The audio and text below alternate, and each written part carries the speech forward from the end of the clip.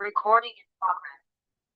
Hello everyone, I welcome you all in this new beginning. This book, Abundance by Deepak Chopra. So, the last book we read was Seven Spiritual Laws of Success, where we learn how to apply these laws for the success. Now, when we have achieved success, a certain amount of success, now we will learn how to be in abundance. हम समृद्धि में अपने जीवन समृद्धि में कैसे जिए, हम उसको हर पल कैसे महसूस करें। तो चलिए शुरू करते हैं आज का introduction of this book.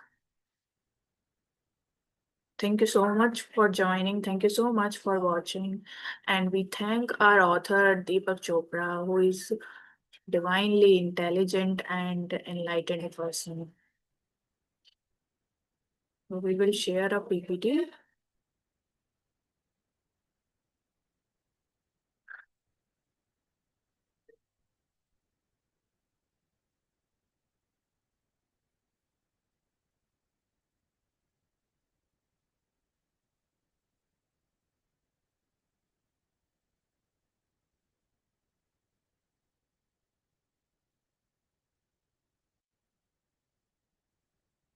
So let us start.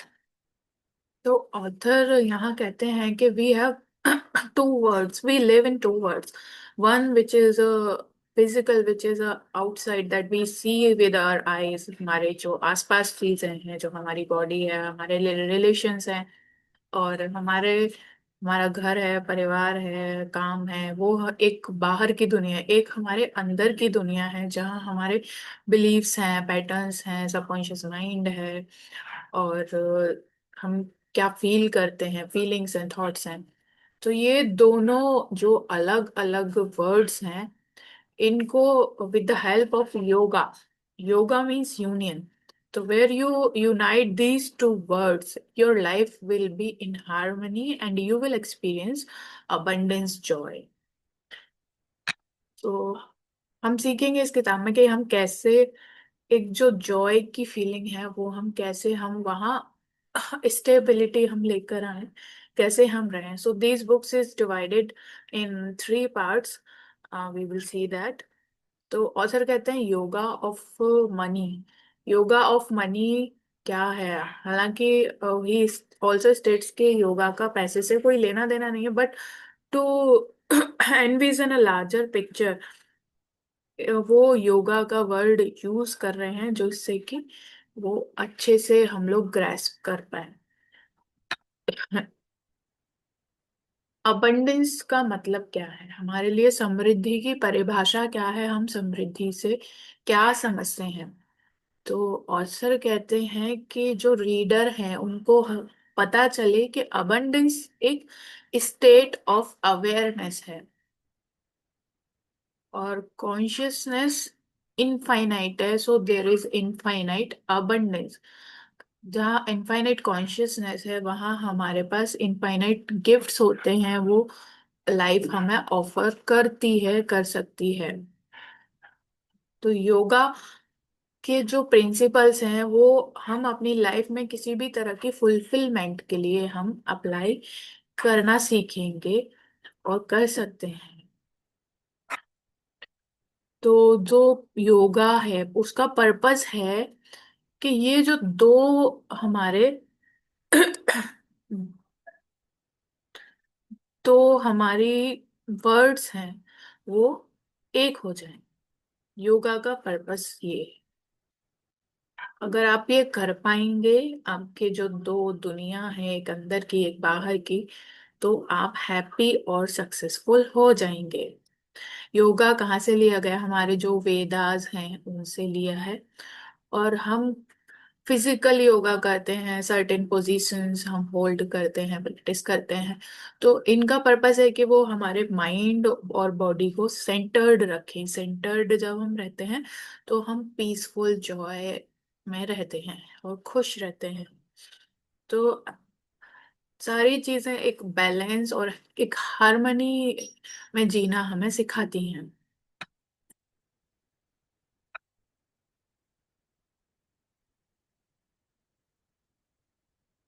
तो अर्थ, अर्थ क्या है? अर्थ जो हमारी संस्कृत में अर्थ बोलते हैं वेल्थ को। तो जो मनुष्य का, जो ह्यूमंस का पहला अटेनमेंट होना चाहिए वो है अर्थ, के हम, हमारे पास वेल्थ हो for our survival, for our needs, for our desires, to seem to be and to experience fulfilment. तो ऑथर कहते हैं कि डीपर लेवल पर योगा प्रैक्टिस का मीन्स है एनलाइटनमेंट। जैसे एक हठ योग हो गया जहाँ हम फिजिकल प्रैक्टिस करते हैं, और ध्यान योग है, कर्म योग है, राज योग है, ये सारे योगा गीता में हमें पढ़ने को मिलते हैं। तो योगा का डीपर मीनिंग है enlightenment, but for the purpose of this book, इस बुक का पर्पस है कि आप हैप्पीनेस और सक्सेस को अचीव कर pi by following the principles of yoga. तो एनलाइटनमेंट एक बहुत बड़ी बात है। ऑथर कह रहे हैं कि जो एक हैप्पीनेस और सक्सेस है वो आप इन प्रिंसिपल्स को फॉलो करके सिंपली, क्विकली, और मोस्ट इम्पोर्टेंट कि पेनलेसली, आप बिना किसी पेन लिए आपको सक्सेस और हैप्पीनेस मिल जाए। तो ये भी एक हमारा एक एम है, वर्दी एम होता है, हर इंसान का होता है, unless he is seeking enlightenment. तो अगर एक इंसान एनलाइटनमेंट भी सीख कर रहा है, खोज रहा है, फिर भी earth is the first attainment, के जो धर्म है वो हमारा पहला अटेनमेंट है। जैसे लक्ष्मी, पार्वती, सरस्वती। तो first you need to have Lakshmi, enough of the wealth, then you practice, parvati represents spirituality, then you practice dhyana, reading, and satsang sangatya. And saraswati means you learn things, you practice art, you learn music, dance, new languages. So we should have a harmony of these three principles, these three devis, goddesses, and their attributes in our life to experience joy and harmony. So that is what the author is also telling here. Okay, the first attainment is wealth. Lakshmi, then comes Parvati, then comes Saraswati. So when you are on a certain level, then you can go from Saraswati to Lakshmi, Saraswati to Parvati. But the first level is Lakshmi, Parvati, and Saraswati. तो sir कहते हैं कि जो pollsters हैं, जहाँ researchers होते हैं, जहाँ पोल्स होते हैं, वहां पर भी जो वेल्दी नेशंस हैं, बहुत अच्छे और वेल्दी हैं, वो भी मनी को लेकर फुलफिल्ड नहीं है, और only 1/3 of them can say that their life is thriving. So what it takes to experience that you are thriving in your life, that you are joyful, does only the amount of money matters, or is there something else?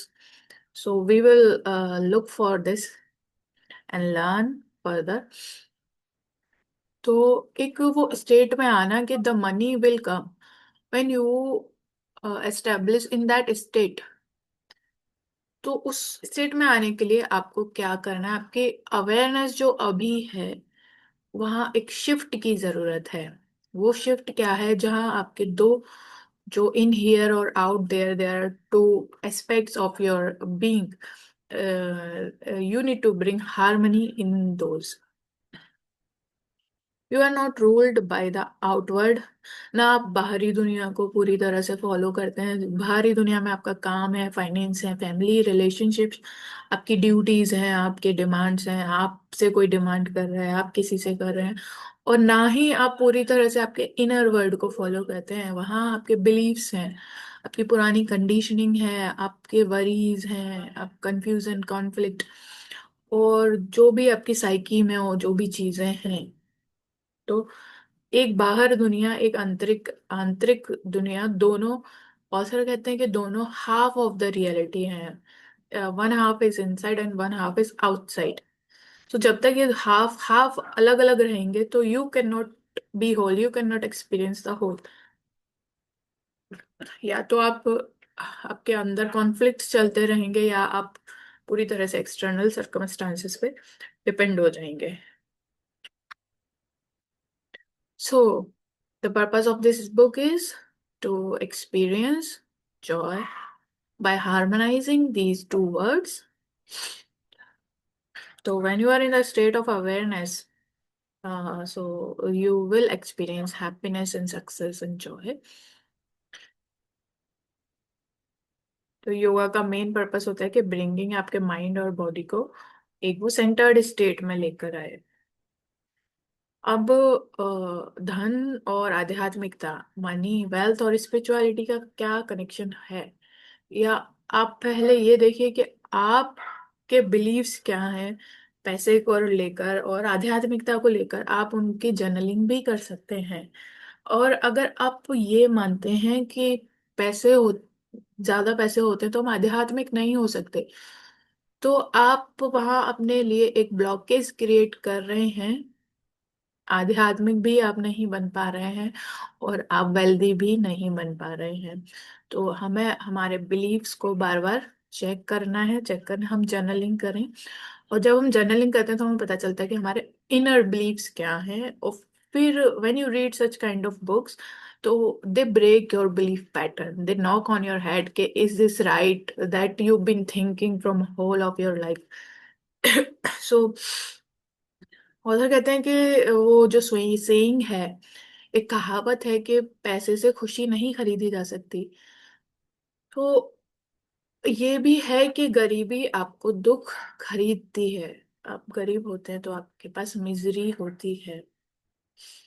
तो हम जो कहते हैं कि equal कर देते हैं कि हम, अगर कोई गरीब है तो वो आध्यात्मिक होगा, और अगर कोई पैसे वाला है तो पता नहीं वो क्या क्या गलत काम कर रहा होगा, आध्यात्मिक तक तो उसको छू भी नहीं सकते।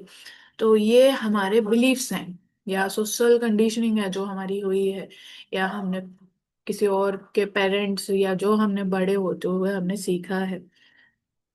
सो जो वेल्थ है आपको वो एक रिच, आपके स्पिरिट्स को एक फुलफिलमेंट की फीलिंग देती है जो गरीबी आपको नहीं दे सकती। There is a lack and scarcity वाली feeling when you are poor. और एक बात अलग है कि आप स्पिरिचुअल आध्यात्मिकता में हैं और आप उसको ज्यादा से ज्यादा टाइम उस पे इन्वेस्ट करना चाहते हैं, तो आपने अपने नीड्स आपने अपनी लिमिट कर ली हैं कि आपकी सिंपल नीड्स हैं। आप बहुत ज्यादा किसी से अटैच नहीं होते, आप डिटैच होकर रहते हैं, और आपके इस संसार से बहुत ज्यादा डिमांड्स भी नहीं हैं। तो वो एक परस्यूट ऑफ लाइफ अलग है। और उस परस्यूट ऑफ लाइफ का मतलब ये नहीं है कि पॉवर्टी इज स्पिरिचुअलिटी।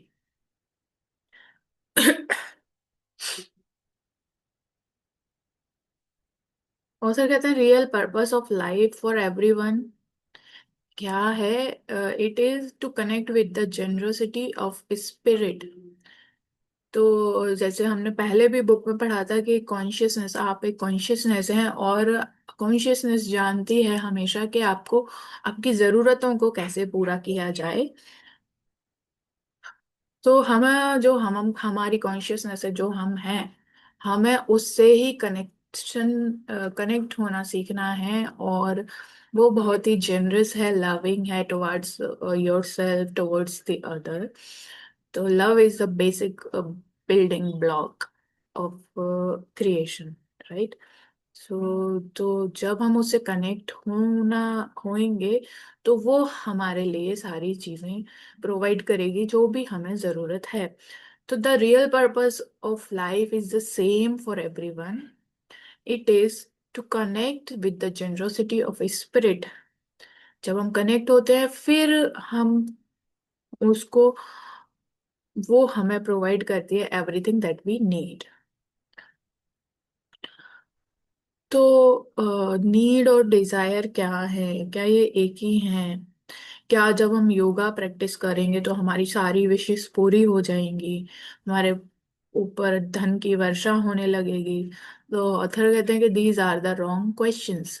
ये गलत क्वेश्चन है। योगा का पर्पस है to bring the inner joy, जो आपकी स्टेट ऑफ अवेयरनेस है, जॉयफुल, पीसफुल, लविंग। तो वो आपकी लाइफ में आए, आपके हर एक पल में आप आए।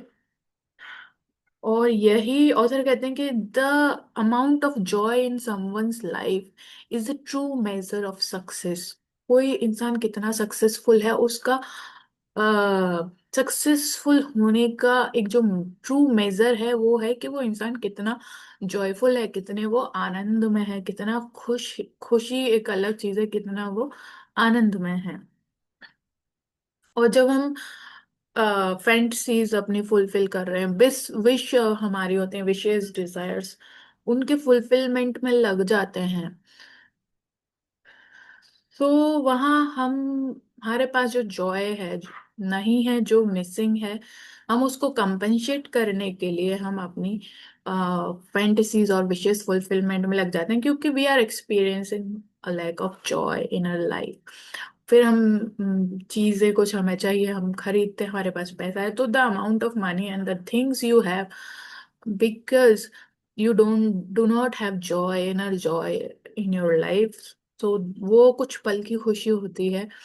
आपने कोई कुछ चीज ली अपने लिए, आपको खुश, एक दिन खुश रहेंगे, 2 दिन खुश रहेंगे, फिर आपकी कोई नई डिजायर आ जाएगी, फिर आपके फिर उसको आप फुलफिल करने में लग जाएंगे। तो what you are doing is you, आपके पास वो जॉय जो आपके जीवन में नहीं है, जो आपकी हर पल खुशी में नहीं है, तो आप उस फीलिंग को कंपेंसेट करने के लिए आप चीजों के पीछे भागते हैं, आप आपके विशेस फुलफिलमेंट, आपकी फैंटसीज हैं, उनके पीछे भागते हैं। तो योगा का मतलब है to bring the joy in your life, the inner joy that does not depend on your on the amount of wealth that you have,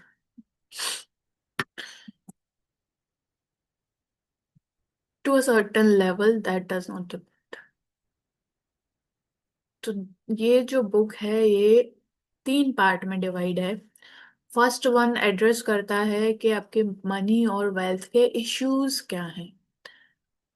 part 2 में कवर होते हैं जो एस्पेक्ट्स हैं अबंडेंस के, ऑल एस्पेक्ट्स ऑफ अबंडेंस वो cover होते हैं।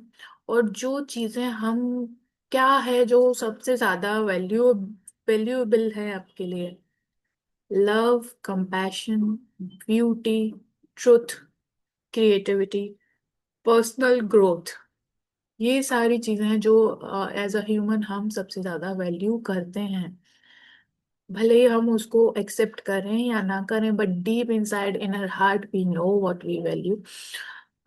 And तो ये सारी चीजें जो है, इनका सोर्स है कॉन्शियसनेस। तो जितना भी आप अवेयर रहेंगे, the better you will be able to access those things in abundance। तो हमें अवेयर जितना रहेंगे हम, उतना इन चीजों को, from the source we can experience these things in abundance। And the part 3 of this book reaches to the deepest low level of yoga, जहां आप ब्लिस कॉन्शियसनेस को एक्सेस करना सीखेंगे, जो कहाँ से आती है, वो infinite possibilities consciousness, pure field of potentiality, the source. तो वहां से हम ब्लिस कॉन्शियसनेस सीखेंगे। और ये चक्रास, हमारे 7 चक्रास को, सिस्टम को फाइन ट्यून और अवेकन करना, हम वहां से अप्लाई करना सीखेंगे कि वहां हम कैसे कर सकते हैं। अब जो लास्ट इंट्रोडक्शन की लाइन है बहुत इंटरेस्टिंग है कि अगर आप सोचें कि जो आप अभी है, अभी आप जॉयफुल है, तो पहले तो ये सोचें कि जॉयफुल रहना हर मोमेंट में कैसा फील होगा आपको। आप हर पल आनंद में है, सच्चित आनंद। तो व्हाट यू नीड, आपकी क्या जरूरतें हैं, एंड व्हाट यू डिजायर, आप क्या डिजायर कर सकते हैं या करते हैं, वो एक हारमनी में आ जाएगा। क्योंकि हमारे पास दिस डिस्टरबेंस वही होती है कि नीड्स तो हमारी फुलफिल हो रही हैं, बट हमारे डिजायर्स फुलफिल हो गए, फिर और आ गया, फिर कुछ और, फिर कुछ और। तो जो नीड्स और डिजायर्स में अगर हारमनी आ जाए, तो हम जॉय एक्सपीरियंस कर पाएंगे, और हमारी इस तरह से जो हमारी फुल, जो हमारी बीइंगनेस है, हमारी एग्जिस्टेंस है, वो हारमोनियस हो जाएगी। And with such a complete vision in mind and everything to achieve, let us begin. So, this is the introduction. We will read the Yoga of Money and Dharma and Money and Yoga of Money in the next session. Here is given a list of dharma that support your consciousness. Dharma क्या support करता है, क्या support नहीं करता है. So it is very simply explained in this book. Then we will know how to read our soul profile. Then there is given a list of questions for you that you need to answer truly. So, thank you for joining, and we will end this session now.